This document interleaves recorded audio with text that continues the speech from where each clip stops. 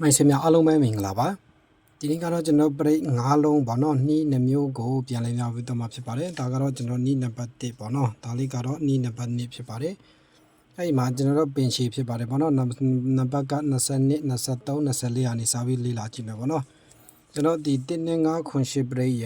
136ခွန်3ညပရိယဆိုပြီးဖြစ်ပါတယ်အဲ့ဒီမှာကျွန်တော်1ပေါ့နော်ခွန်ဆိုပြီးတော့နှလုံးရတယ်ပေါ့နော်အဲ့ဒီမှာဆိုရင်သူကခွန်3ညဆိုပြီးဖြစ်ပါတယ်ခင်ဗျာခွန်3ညဆိုရတဲ့ကျွန်တော်ဒီ3လုံးပေါင်းရှင်း3ညဖြစ်ပါတယ်ပေါ့နော် sorry ခွန်3ညဆိုရတဲ့ဒီခွန်3ညဒီ3လုံးပေါင်းရှင်း9ပရိဖြစ်ပါတယ်ခင်ဗျာနောက်ထပ်3 4ခွန်9 3ညခွန်9နေ3 6ပရိပေါ့နော်အဲ့မှာဆိုရင်3ခွန်9ပရိရတယ်ခင်ဗျာခုနှစ်ရပြီးတော့နောက်ထပ်တစ်ကြိမ်မှာကျွန်တော်3ခွန်ဆိုပြီးဖြစ်ပါတယ်ဒါကြောင့်မို့အဲ့မှာ3နဲ့ခွန်ပေါင်း20ဆက်ခွန်ပရိဖြစ်ပါတယ်ခင်ဗျာနောက်ထပ်4 5 8 3ညတိပရိရဲ့9 1 4 5 8ပရိရဲ့မှာ4 5 8တိရတယ်ပေါ့နော်ပရိလေးလုံးကျန်တာဖြစ်ပါတယ်ခုနှစ်ရ3ခွန်ပြီးတော့နောက်ထပ်တစ်ကြိမ်မှာဆိုရင်8 9 4ဆိုပြီးဖြစ်ပါတယ်ဒါကြောင့်မို့8နဲ့9ပေါင်းတာဆက်ခွန်နဲ့4ပေါင်း20နဲ့တိဆိုတဲ့အတွက်တိပရိဖြစ်ပါတယ်ဒီမှာတော့ကျွန်တော်တို့4 5ပရိကျန်တယ်ပေါ့နော်8 9 4ပြီးတော့နောက်ထပ်တစ်ကြိမ်မှာ9 6 3ဆိုပြီးဖြစ်ပါတယ်ဒါကြောင့်မို့ဒီမှာဆိုရင်9နဲ့6ပေါင်းတာ7 1နဲ့3ပေါင်း84ဆိုတဲ့အတွက်ဒီမှာ4ပရိဖြစ်ပါတယ်963ပြီးတော့နောက်ထပ်တစ်ကြိမ်မှာဆိုရင်ကျွန်တော်68ခွန်ဆိုပြီးဖြစ်ပါတယ်ခင်ဗျာ68ခွန်ဆိုတဲ့အတွက်ဒီမှာ3လုံးပေါင်းရှင်းက20နဲ့1ဆိုတဲ့အတွက်တိပရိဖြစ်ပါတယ်68ခွန်ပြီးတော့ကျွန်တော်နောက်ထပ်တစ်ကြိမ်မှာဆိုရင်2ခွန်ဆိုပြီးဖြစ်ပါတယ်အဲ့ဒီမှာလေ2ပေါင်း4နဲ့ခွန်ပေါင်းရှင်းဒီ7တိပရိဖြစ်ပါတယ်ခင်ဗျာ2ခွန်ပြီးတော့နောက်ထပ်တစ်ကြိမ်မှာ388ဆိုပြီးဖြစ်ပါတယ်ဒါကြောင့်မို့3နဲ့8ပေါင်းတာ7 1နဲ့8ပေါင်းရှင်း19ဆိုတဲ့အတွက်9ပရိပေါ့နော်8 9နဲ့5ထက်က9ပရိ388ဖြစ်ပါတယ်ခင်ဗျာ388ပြီးတော့နောက်ထပ်တစ်ကြိမ်မှာ339ဆိုပြီးဖြစ်ပါတယ်339ပေါ့နော်339ဆိုတော့ကျွန်တော်3လုံးပေါင်းရှင်းဒီ2ပရိဖြစ်ပါတယ်339ပြီးတော့352ဖြစ်ပါတယ်3နဲ့2ပေါင်း5နဲ့ပေါင်းရင်10ဆိုတဲ့အတွက်ဒီမှာ3ညပရိဖြစ်ပါတယ်ခင်ဗျာ3ည4 6ပရိ3လုံးမှာဆိုရင်3 5နေပြီးတော့နောက်ထပ်တစ်ကြိမ်မှာ3 9နေဆိုပြီးဖြစ်ပါတယ်ဒါကြောင့်မို့3နဲ့2ပေါင်း5နဲ့9ပေါင်းရှင်းဒီ4ပရိဖြစ်ပါတယ်ခင်ဗျာ3 9နေပြီးတော့နောက်ထပ်တစ်ကြိမ်မှာဆိုရင်ကျွန်တော်2 4 6ဆိုပြီးဖြစ်ပါတယ်ဒါကြောင့်မို့4နဲ့6ပေါင်း10 7နေဆိုတဲ့အတွက်7နဲ့5ထက်က2ပရိဖြစ်ပါတယ်ခင်ဗျာတဖန်ကျွန်တော်ဒီ4 9 3ညပရိရတယ်ပေါ့နော်2 4 6ပြီးတော့နောက်ထပ်တစ်ကြိမ်မှာ3 2 4ဆိုပြီးဖြစ်ပါတယ်3နဲ့2ပေါင်း5နဲ့4ပေါင်းရှင်းဒီ9ပရိဖြစ်ပါတယ်ခင်ဗျာ3နေ4ပြီးတော့ကျွန်တော်8 5နေဆိုပြီးဖြစ်ပါတယ်ပေါ့နော်8 5နေဒါကြောင့်မို့အဲ့မှာတော့3လုံးပေါင်းရှင်းဒီ9ပရိဖြစ်ပါတယ်8 5နေပြီးတော့ကျွန်တော်3 4 9 3ညပရိရတယ်ပေါ့နော်8 6 5ဆိုပြီးဖြစ်ပါတယ်ခင်ဗျာ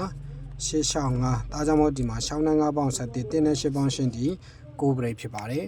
ဒီမှာပရိ3 4ပဲရတယ်ပေါ့နော်3 4ကျန်တယ်8 6 5ပြီးတော့နောက်ဆက်တဲ့ချိန်မှာ3 5 6ဆိုပြီးဖြစ်ပါတယ်ခင်ဗျာ3 5 6ဒါကြောင့်မို့9နဲ့6ပေါင်း7 1နဲ့3ပေါင်းရှင်း4 break ဆိုပြီးဖြစ်ပါတယ်ခင်ဗျာโอเคကျွန်တော်ဒီ3 4 break မှာ3 5 6ဆိုတဲ့အတွက်3လုံးပေါင်းရှင်း4ပေါ့နော်3 5 6ပြီးတော့နောက်ထပ်ချိန်မှာ6 4 6ဆိုပြီးဖြစ်ပါတယ်6 4 6ဆိုတော့4နဲ့6ပေါင်း10 16 break ပေါ့နော်ဒီမှာ6 break ဖြစ်ပါတယ်ဒီမှာလေးကျွန်တော်4 9 break ရတယ်ပေါ့နော်6 4 6ပြီးတော့နောက်ထပ်ချိန်မှာ9ခွန်8ဆိုပြီးဖြစ်ပါတယ်ခင်ဗျာအဲကြောင့်မို့ခွန်8 15 5 9ပေါင်းရှင်းဒီ4 break ဖြစ်ပါတယ်ခင်ဗျာဒီမှာတော့ကျွန်တော်6တိပရိရတယ်ပေါ့နော်6တိပရိမှာ9ခွန်ရှိပြီးတော့6 9 6ဆိုပြီးဖြစ်ပါတယ်6 9 6ဆိုတဲ့အတွက်3လုံးပေါင်းရှင်း20နဲ့1တိပရိဖြစ်ပါတယ်ပေါ့နော်ဒီနေ့9 8ပရိ3လုံးကျန်တာဖြစ်ပါတယ်6 9 6ပြီးတော့ကျွန်တော်နောက်ထပ်တစ်ကြိမ်မှာဆိုရင်8 9 8ဆိုပြီးဖြစ်ပါတယ်ဒါကြောင့်မို့အဲ့မှာတော့3လုံးပေါင်းရှင်းဒီ9ပရိဖြစ်ပါတယ်ခင်ဗျာโอเคကျွန်တော်နံပါတ်က40ကျင်းကြီးရှိသွားပြီဖြစ်ပါတယ်ခင်ဗျာနံပါတ်40ကျင်းထိဒီပရိ5လုံးနီးနှမျိုးပြပြင်လုံးဝမရှိသေးဘူးပေါ့နော်ဒီခွန်3ည3ညဒီ9ပရိပေါ့နော်3ခွန်ဒီ9ပရိ8 9 4ဒီတိပရိ9 6 3ဒီ4ပရိဖြစ်ပါတယ်6 8ခွန်တိပေါ့နော်2 2ခွန်ဒီလည်းတိပရိဖြစ်ပါတယ်3 8 8က9ပေါ့နော်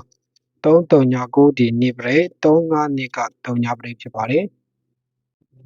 နောက်ထပ်ကျွန်တော်ဒီမှာ3 9နှစ်ဖြစ်ပါတယ်3 9နှစ်မှာဆိုရင်4 break 2 4 6မှာ2 break ပေါ့နော်3 2 4မှာ9 break 8 5နှစ်မှာ9 break 8 6 5မှာ9 break 3 5 6မှာ4 break ပေါ့နော်6 4 6မှာ6 break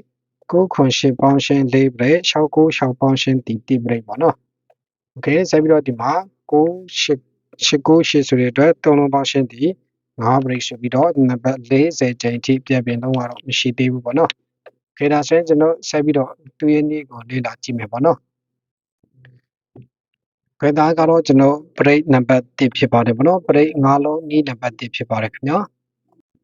โอเคသူရဲ့နည်းကဒီခုနှစ်မှာတစ်ချိန်ဖြစ်ပါတယ်ဒီ9ကို3နဲ့မြောက်တာဖြစ်ပါတယ်ခင်ဗျာပြီးရင်ဒီခုနှစ်ကိုလည်း3နဲ့မြောက်တယ်ဒီခုနှစ်မှာတစ်ချိန်8မှာ2ချိန်ပေါ့နော်2နဲ့8နဲ့မှာတစ်ချိန်စီ6မှာတစ်ချိန်အပေါင်း1ဆိုပြီးဖြစ်ပါတယ်ပေါ့နော်ဒါဆိုရင်ဒီခုနှစ်ကတစ်ချိန်ဖြစ်ပါတယ်9 3ချိန်ပေါင်း20နဲ့ခွန်4 20နဲ့8ဖြစ်သွားမယ်ပေါ့နော်8နဲ့ချိန်ပေါင်းတာ162နဲ့8ပေါင်းတာ30 6နဲ့1ပေါင်းရှင်း9ဆိုပြီးဖြစ်ပါတယ်ခင်ဗျာဒါဆိုရင်ကျွန်တော်ဒီမှာခွန်ဒီခွန်နဲ့ခွန်ပေါင်း14ပေါ့နော်4နဲ့6ပေါင်း30 8နဲ့ခွန်ပေါင်းရှင်း15ရတာဖြစ်ပါတယ်ဒါကြောင့်မို့9ကိုတီတိုးတာ6 6ကို3ပေါင်းရှင်းတီ9 9ကို2ပေါင်းတာ17 12 5 6 9တင်းဒီပရိတ်မှာဆိုရင်6 9 6ဆိုတဲ့အတွက်3လုံးပေါင်းရှင်းတီပရိတ်ဖြစ်ပါတယ်5 6 9တင်းဒီမှာ6 9 6မာကြီးပြထားတယ်ပေါ့နော်ကျွန်တော်ဒီ5 6 9တင်းဒီမှာ6 9 6ဆိုပြီးဖြစ်ပါတယ်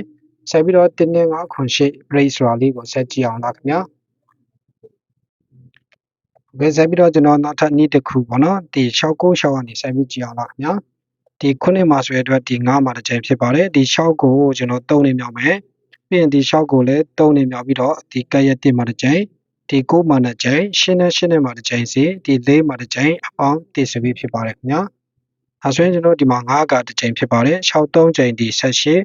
6 3ချိန်18 8နဲ့1ပေါင်း9ပေါ့နော်9နဲ့ချိန်ပေါင်းတာ18 8နဲ့ချိန်ပေါင်းရှင်း16ဒီ4နဲ့1ပေါင်းတာက9ဆိုပြီးဖြစ်ပါတယ်ခင်ဗျာအဲဆိုရင်ဒီ9နဲ့9ပေါင်းတာက30ဖြစ်ပါတယ်နောက်ထပ်ကျွန်တော်ဒီ8နဲ့9ပေါင်းတာ19ပေါ့နော်9နဲ့8ပေါင်း15 9နဲ့6ပေါင်းတာ17ဖြစ်ပါတယ်ဒါကြောင့်မို့ဒီနှစ်ကို3ပေါင်းရှင်းဒီ9 9ကို2ပေါင်းခွန်တိတိုးတာ8တင်းနဲ့9ခွန်8ပရိတ်မှာ8 9 8ဆိုတဲ့အတွက်ပေါင်းရှင်းဒီ9ပရိတ်ဖြစ်ပါတယ်ခင်ဗျာဆိုတော့ဒီမှာပေါ့နော်တင်းနဲ့9ခွန်8မှာ8 9 8 9ပရိတ်ဆိုပြီးဖြစ်ပါတယ်အဲဆိုရင်နံပါတ်40နဲ့1အတွက်ဆက်ပြီးကြည့်အောင်ပါနော်ဒီ9ပါဆိုတဲ့အတွက်ကြောင့်မို့အလှိမ့်မှာတစ်ချိန်ဒီ8ကို3နဲ့မြောက်မှာဖြစ်ပါတယ်8ကို3နဲ့မြောက်တယ်ပြီးရင်9မှာတစ်ချိန်4မှာတစ်ချိန်1မှာတစ်ချိန်စီ6မှာတစ်ချိန်အပေါင်း1ဆိုပြီးဖြစ်ပါတယ်ခင်ဗျာဒါဆိုရင်ဒီ4ကတစ်ချိန်ဖြစ်ပါတယ်8 3ချိန်ပေါင်း20နဲ့4 8 3ချိန်20နဲ့4ပေါ့နော်ဒီ9ကတစ်ချိန်4နဲ့ချိန်ပေါင်းရှင်း8 1နဲ့1ပေါင်းတာ2ဖြစ်ပါတယ်6နဲ့ဒီ1နဲ့ပေါင်းရှင်းက9ဆိုပြီးဖြစ်ပါတယ်ခင်ဗျာအဲဆိုရင်ကျွန်တော်ဒီမှာ8နဲ့2ပေါင်းရှင်း30ဖြစ်ပါတယ်9နဲ့ခွန်ပေါင်းရှင်း14ပေါ့နော်1 2 3 4 4ချိန်16ဖြစ်ပါတယ်ဒါကြောင့်မို့ရလာတဲ့6ကိုကျွန်တော်တိတိုးတာခွန်ပေါ့နော်ခွန်ကို3ပေါင်းရှင်းဒီ30 3ညကို2ပေါင်းတာ2 3 6ခွန်3ည2 3ပရိတ်ဆိုပြီးဖြစ်ပါတယ်ခင်ဗျာโอเคဒါဆိုရင်ကျွန်တော်ဒီနံပါတ်40ကျိန်ထိဆက်သွားမှာပါနော်40ကျိန်ထိနေရာကတော့ဒီမှာ6ခွန်3ည2 3ပရိတ်ဆိုပြီးဖြစ်ပါတယ်6ခွန်3ည2 3ပရိတ်ပေါ့နော်โอเคဆက်ပြီးတော့ကျွန်တော်ဒီ3 5 8 9နှစ်ပရိတ်နီးနံပါတ်2ကိုလည်းဆက်ကြည့်အောင်ပါခင်ဗျာโอเคဒါကတော့ကျွန်တော်နီးနံပါတ်2ဖြစ်ပါတယ်နီးနံပါတ်2မှာတော့ဒီ6မှာတစ်ကြိမ်ဖြစ်ပါတယ်ဒီ9ကို2ကြိမ်9မှာ2ကြိမ်တစ်ကြိမ်ပြီးရင်ဒီမှာတစ်ကြိမ်ဒီမှာတစ်ကြိမ်ပေါ့နော်ဒီမှာတစ်ကြိမ်ဒီကို9နဲ့ထပ်မြောက်မှာဖြစ်ပါတယ်ဒါဆိုရင်ကျွန်တော်ဒီ6နဲ့9ကြိမ်14ပေါ့နော်4နဲ့6ပေါင်းရှင်း30ခွန်3ကြိမ်20နဲ့ဒီမှာ400တစ်ကြိမ်ဒီ6ကတစ်ကြိမ်ဖြစ်ပါတယ်ဒီ9 3ညဒီ3ညဆိုပြီးဖြစ်ပါတယ်ပေါ့နော်ဆိုတော့4နဲ့6ပေါင်းရှင်း30တိတလုံးကျန်တာဖြစ်ပါတယ်အဲ့ဒီ1ကို2နဲ့ပေါင်းတာဆိုရင်3 3 3ပေါင်းရှင်းဒီ6တိတိုးတာခွန်3ပေါင်း30 1 3 6ခွန်3ညပရိတ်မှာ6 9 6ဆိုတဲ့အတွက်ကြောင့်မို့3လုံးပေါင်းရှင်းဒီပရိတ်ဖြစ်ပါတယ်ဒါကြောင့်မို့ဒီမှာ1 3 6ခွန်3ညမှာ6 9 6ဒီပရိတ်ဆိုပြီးဖြစ်ပါတယ်ပေါ့နော်ဒါဆိုရင်နောက်ထပ်3 5 8 9နှစ်ဆိုတာလေးဆက်ကြည့်အောင်ပါခင်ဗျာဒီ6မှာဆိုရတဲ့ဒီ9မှာပေါ့နော်အလေ9မှာတစ်ကြိမ်2ကို2ကြိမ်တစ်ကြိမ်ဒီမှာတစ်ကြိမ်ဒီမှာတစ်ကြိမ်တစ်ကြိမ်ဒီ9ကိုကျွန်တော်9နဲ့ထပ်မြောက်မှာဖြစ်ပါတယ်အဲဆိုရင်9 3ကြိမ်ပေါင်းတာ20နဲ့ခွန်ပေါ့နော်6နဲ့ကြိမ်7နှစ်2နဲ့1ပေါင်းတာ3ဒီ9ကတစ်ကြိမ်ဒီ9နဲ့4ပေါင်းတာ73ပေါ့နော်ခွန်9ကြိမ်30နဲ့5ဖြစ်ပါတယ်9 9ပေါင်း30ခွန်3 30ဆိုတော့ဒီမှာ3လုံးကျန်တာဖြစ်ပါတယ် အဲ့ဒီ3ကိုလည်းအပေါ်ကလိုမျိုးပဲ2နဲ့ပေါင်းတော့9 9 3ပေါင်းရှင်းဒီ8 9ပေါ့နော်9ကို3ပေါင်းရှင်းဒီ12 3 5 8 9နေပရိမှာ8 9 8ဆိုပြီးဖြစ်ပါတယ်ဒါကြောင့်မို့ဒီမှာဆိုရင်5ပရိဖြစ်ပါတယ်ခင်ဗျာ3 5 8 9နေမှာ5ပရိ8 9 8ဆိုပြီးဖြစ်ပါတယ်ဒါဆိုရင်ကျွန်တော်ဒီနေ့နံပါတ်2ကိုဆက်ကြည့်အောင်ပေါ့နော်ဒီ9မှာတစ်ကြိမ်အလေ9မှာတစ်ကြိမ်10မှာတစ်ကြိမ်10မှာ9မှာတစ်ကြိမ်ပေါ့နော်ဒီ1မှာဆိုရတဲ့9မှာဒီ9မှာဆိုရတဲ့ဒီ4မှာဖြစ်ပါတယ်ဒီ9 4ဆိုတဲ့အတွက်1နဲ့6နဲ့မှာတစ်ကြိမ်စီဒီ9ကို9နဲ့ထပ်မြောက်မှာဖြစ်ပါတယ်ခင်ဗျာ9ကတစ်ကြိမ်ဖြစ်ပါတယ်9နဲ့ကြိမ်ပေါင်းတာ18ပေါ့နော်10နဲ့ကြိမ်16 6နဲ့ခွန်ပေါင်း20နဲ့3ဒီ400တစ်ကြိမ်1နဲ့6ပေါင်းရှင်းကခွန်ပေါ့နော်9 5လီ40နဲ့5ဆိုပြီးဖြစ်ပါတယ်ခင်ဗျာ9 5ပေါင်းရှင်း30ဖြစ်ပါတယ်3နဲ့ခွန်ပေါင်း30 10နဲ့4ပေါင်းရှင်းဒီ12ရတဲ့အတွက်ကြောင့်မို့ကျွန်တော်နှစ်ကိုဒီအပေါ်ကလိုမျိုးပဲ2နဲ့ထပ်ပေါင်းတော့4 3ပေါင်းရှင်းဒီခွန်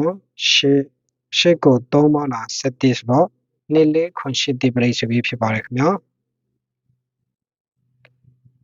โอเคဒါဆိုရင်2 4ခွန်8ဒီပေါ့နော်ဆိုတော့ဒီမှာ